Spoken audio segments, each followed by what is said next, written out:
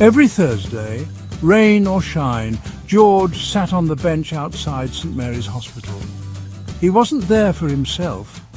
George was there to listen. He had a quiet way about him, a kindness that drew people in. George didn't offer advice, he simply listened with his whole heart. People waiting for news, good or bad, felt drawn to his quiet strength.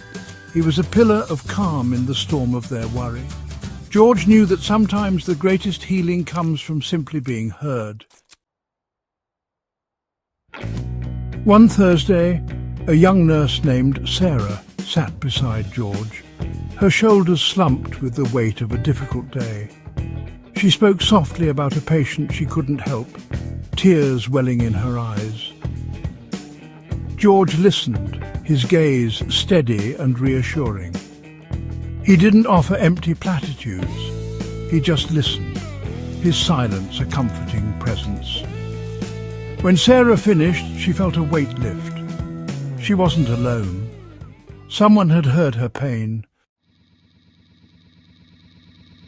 Word spread about the old man on the bench who listened without judgment. Soon Thursdays became a ritual for those seeking solace. A worried mother, her child battling illness, found comfort in sharing her fears.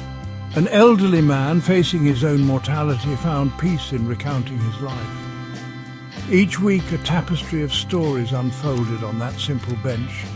Stories of hope and despair, love and loss, fear and courage. George listened to them all, his silence a balm for their weary souls. Section 4. The Boy Who Found His Voice. One day a teenage boy, all awkward limbs and sullen silence, sat beside George. His father was inside, battling an aggressive illness. The boy wouldn't speak, wouldn't even look at George, but George simply sat beside him, a quiet presence in the face of his pain. Finally, after weeks of silence, the boy spoke. He spoke of his fear, his anger, his helplessness. And as he spoke, a weight lifted. He had found his voice in the presence of a man who simply listened. Section 5. A Legacy of Listening. For a year, George was a fixture on that bench, a silent beacon of hope and healing. Then one Thursday he wasn't there. A small note was left on the bench, addressed to those who seek solace.